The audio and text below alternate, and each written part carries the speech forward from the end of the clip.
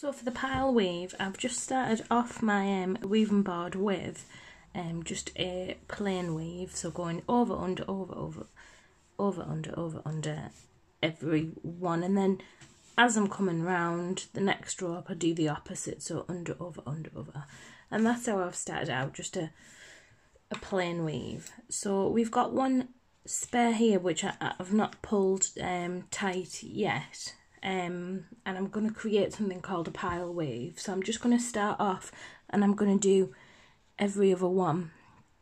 I'm just going to pull this up a little bit and I'm just going to pop my pen underneath. I'm going to skip that one because it goes under, and then I'm going to grab that one that goes over. So I'm going to grab this one that goes over and I'm just putting the pen through those, just like that. I'm going to keep pushing it along, and then there's my last one just there, and they're all sticking up a little bit. Now I'm just going to leave that pen in there, and what we should get from the pile weave is some nice textural hoops sticking out from the weave. So I'm going to just continue on. I'm going to go back to doing my plain stitch. So that one went over, so I'm going to go under. I'm going to do the opposite, and I'm just going to carry on with that pen in there. So I'm working my way along.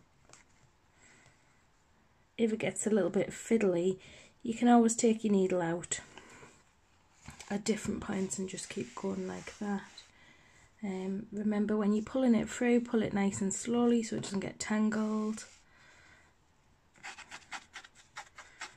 I'm going to push it down. I'm just to hold that pile weave in place, I'm going to do at least 2 plain stitches, plain weaves, just before I'll go ahead and do another pile weave. So this is the plain weave.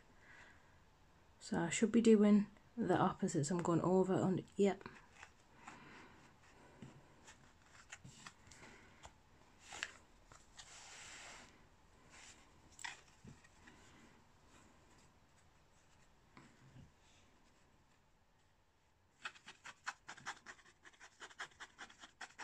I'm going to do just one more just to be safe. So that goes over, so I'm going under and doing the opposite. You can pretty much judge for yourself whether you think it's tight enough for that pile weave to stay in place or not. Oh.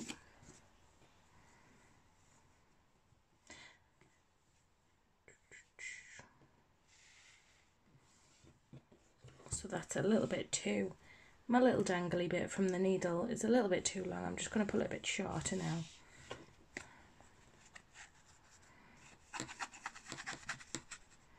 There we go. And now what I'm going to do, I'm just going to set the next one up, but the next one is going to be a pile weave.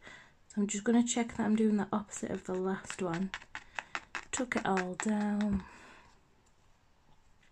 So the last one that I did was under, so I'm going to go over, under, set this up, but I'm not going to pull it tightly because it's going to be my next pile weave. So just leaving it loose like that. I'm going to take the pen out and see what happens.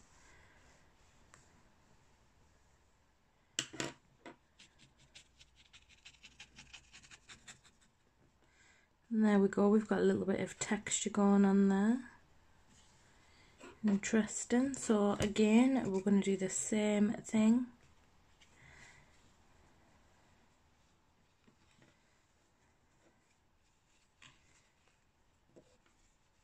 So all I'm doing is lifting the hoop and putting the pen through the back of it. Lifting the hoop, putting the pen through the back of it, and then I'm going to continue on.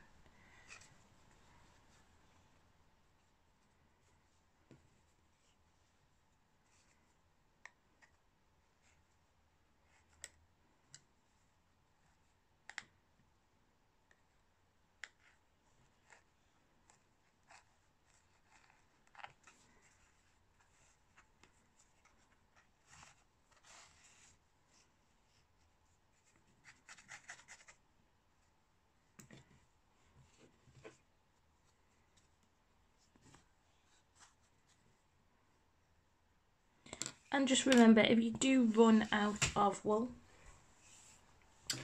just going to take that needle off, don't forget that trick of getting your extra wool. I'm just going to snip that back a little bit so that it's shorter.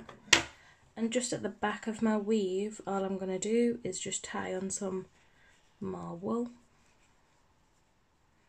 So it doesn't matter if you run out of wool, it's not going to spoil anything.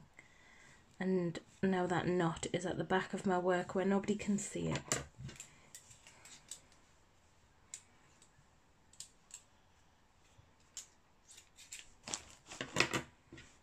So I've got a fresh bit of wool.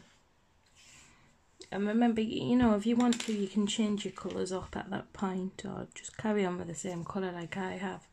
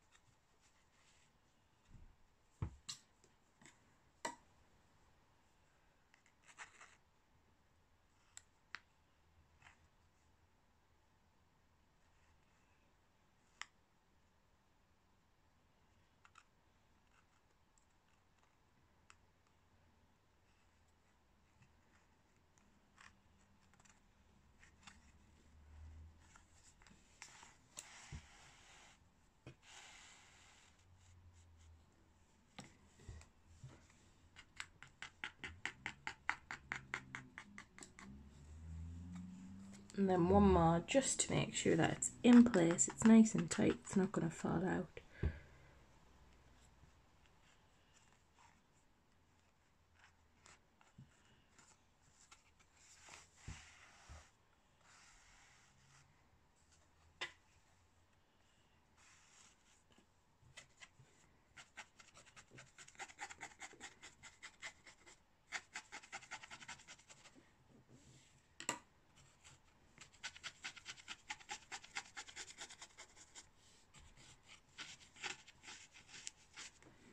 There you can see that there's a nice textural hooped pile weave.